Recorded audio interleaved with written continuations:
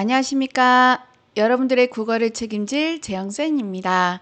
안녕하세요. 반갑습니다. 자, 저번 시간에 이어서 오늘은 공무도화가라고 하는 작품을 하게 될 텐데요.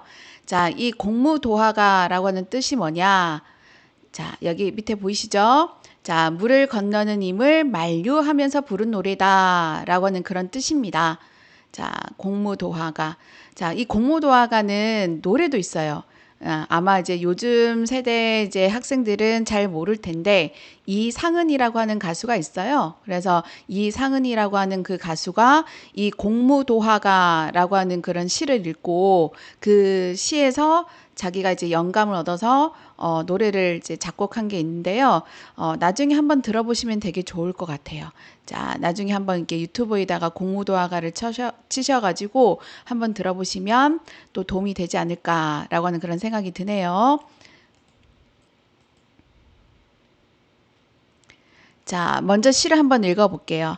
자, 임이여 물을 건너지 마오. 임은 그의 물을 건너시네. 물에 빠져 돌아가시니 가시님을 어이할꼬 라고 하는 시인데요. 자, 저번에도 말씀드렸지만은 자, 이 작품은 고대가요입니다. 자, 고대가요는 다 뭐가 있다라고 얘기를 했어요? 혹시 기억나시나요? 자, 배경설화가 있다라고 얘기를 했었죠. 자, 이 시도 마찬가지로 배경설화가 있습니다. 자, 그래서 제가 배경설화를 아이고. 자, 배경설화를 읽어드리도록 하겠습니다. 자, 고조선 때 뱃사공 강리자고라고 하는 사람이 있었어요. 그래서 이 사람이 새벽에 일어나서 배를 손질하고 있었는데 머리가 센 미친 사람. 자, 이 사람은 이제 백수강부라고 합니다. 자, 이 백수강부가 머리를 풀고 자, 술병을 낀 채 물살을 헤치면서 건너가려고 했습니다. 자, 그런데 그때 그의 아내가 뒤따르면서 막아보려고 했는데 자, 결국엔 막지 못하고 결국 그 백수강부 미친 사람은 물에 빠져서 죽고 말았습니다. 자, 이에 그의 아내가 공우를 타면서 공무도하라고 하는 그 노래를 불렀는데 그 소리가 너무 구슬픈 거예요. 그래서 노래를 마치고는 스스로 물에 몸을 던져서 죽어버리고 말았습니다. 예, 결국에는 백수강부도 죽고 그 다음에 그의 아내도 이제 죽게 된 거죠. 자, 근데 광리자고는 집으로 돌아와서 자, 이 이야기를 아내인 여옥에게 했고 여옥은 백수강부의 아내가 부르던 노래를 다시 노래로 불렀다고 합니다. 자, 우리가 이 배경설화에서 알 수 있는 게 하나 있어요. 그 저번에 제가 고대가요를 얘기할 때 구전되던 노래라고 했어요. 그래서 입으로 전해지던 노래였는데 그 노래가 나중에 한역이 되어서 우리가 기록에 남겨져 있다라고 얘기를 하는 거잖아요. 자, 그래서 우리 배경설화를 통해서 아, 이렇게 노래가 구전되는구나. 자, 그래서 우리가 노래가 구전이 된다라고 하면은 적층성이라고 하는 말을 합니다. 그래서 이 노래가 자, 입으로 전해지는 가운데 적층이 된다는 거죠. 그러니까 우리가 이제 입에서 입으로 전해지다 보면 적층이 되다 보면은 어떤 내용은 덧붙여지기도 하고 또 어떤 내용은 또 사라지기도 하는 거예요. 그래서 아마 이 노래가 기록에 이제 남기까지 얼마나 적층의 과정을 거쳤을까요? 예, 한번 생각을 해보셔도 좋을 것 같습니다. 그래서 그 아내가 그 남편이 여옥에게 얘기를 했고 또 이제 여옥이는 또 다른 사람들한테 이 노래를 전해줬겠죠. 자, 그러면 이 노래를 한번 같이 분석을 해 보도록 하겠습니다. 자, 그러면 우리가 아까 배경설화를 읽었기 때문에 자, 여기서 임이 누군지 아시겠죠? 자, 임이 누굽니까?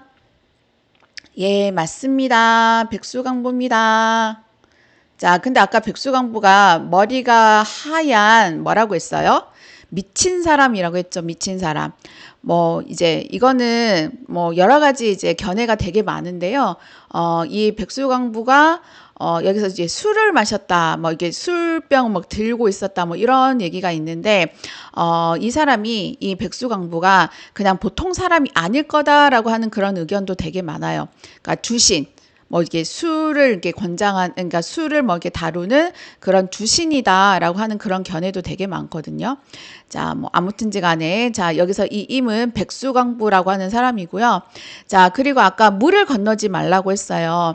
자, 그러면 우리가 이제 보통 생각을 할 때, 누구야, 이거 하지 마. 우리 이거 안 했으면 좋겠어. 뭐 이제 엄마가 뭐 이제 여러분들한테, 야, 이거는 좀 하지 말자. 이거는 해라. 뭐 이렇게 얘기를 하잖아요. 그러면 뭐를 하지 마라. 이거를 좀 했으면 좋겠다라고 했을 때, 그거는 애정이 있기 때문에 할 수 있는 말이에요.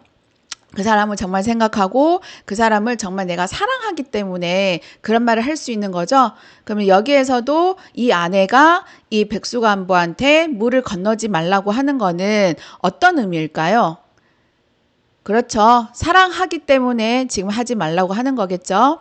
자, 그러면 여기 나오는 이 물은 무엇을 상징한다라고 볼 수 있을까요? 네, 사랑입니다. 사랑.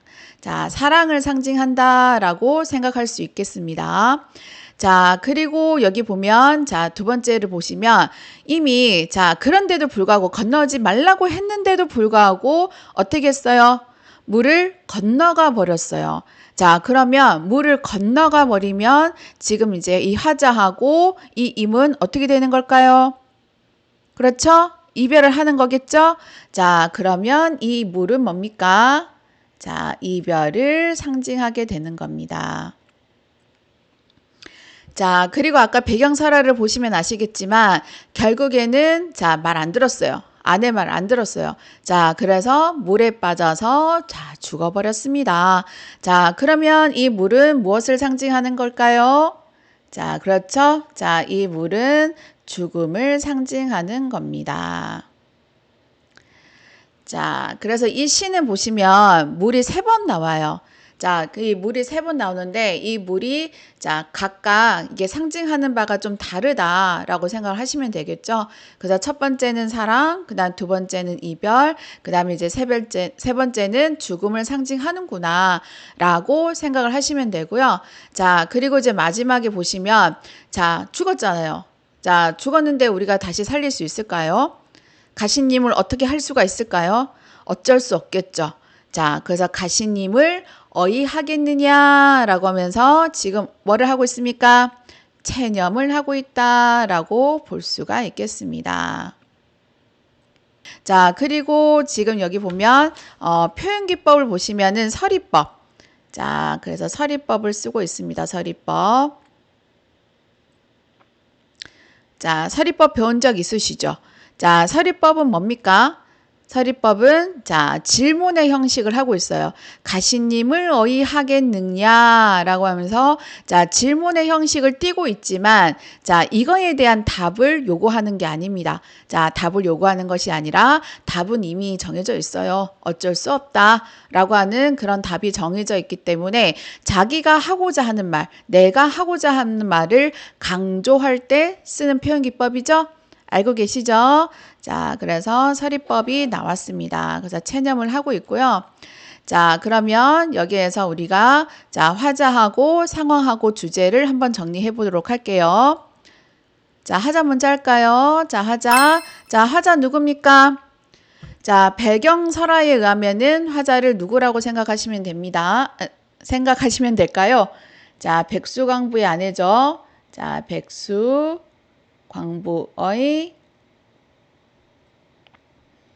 아내. 자, 그래서 백수광부의 아내가 자, 화자가 될 겁니다. 자, 그리고 지금 현재 어떤 상황인가요? 자, 이게 머리가 하얀 이 백수광부가 자, 물에 빠져서 자, 이게 죽으려고 하는 그런 상황이죠. 자, 죽은 상황이죠. 자, 그래서 지금 광부가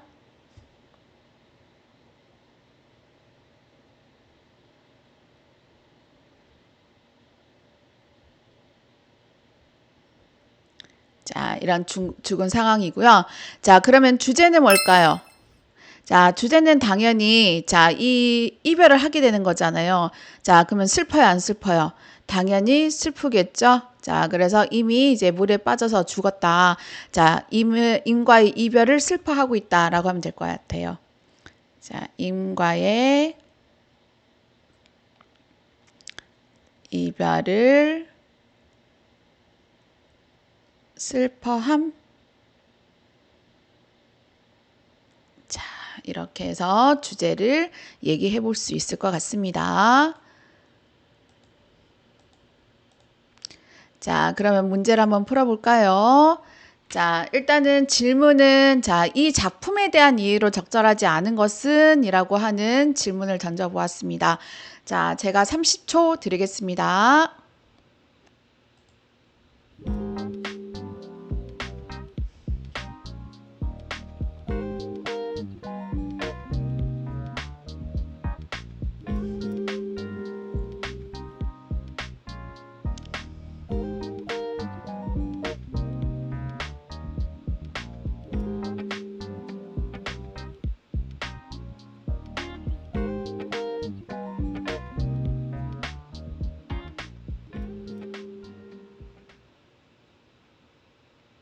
자, 다 푸셨습니까?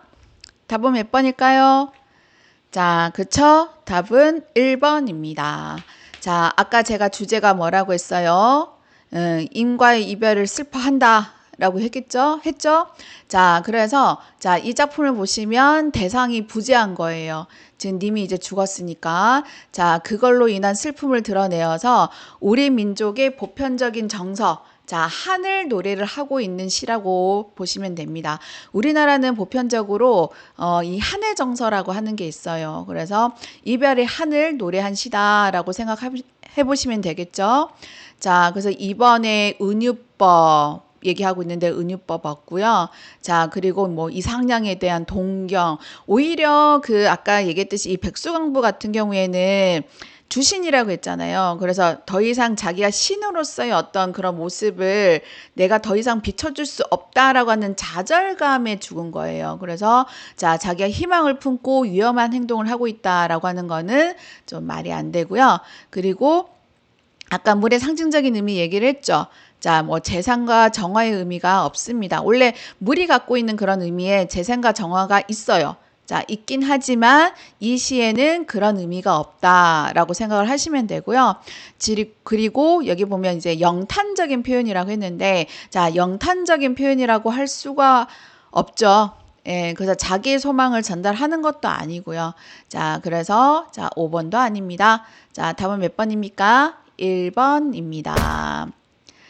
자, 오늘 고대가요 두 번째 시간으로 해서 공무도화가라고 하는 그런 작품을 해봤는데요. 자, 별로 어렵지 않죠. 그래서 고대가요 같은 경우에는 배경설화를 여러분들이 잘 아시고 작품을 좀 이해를 하시면은 더 작품을 이해하는 데 도움이 될 거라고 생각이 듭니다. 자, 여러분 화이팅 합시다. 아자아자 화이팅!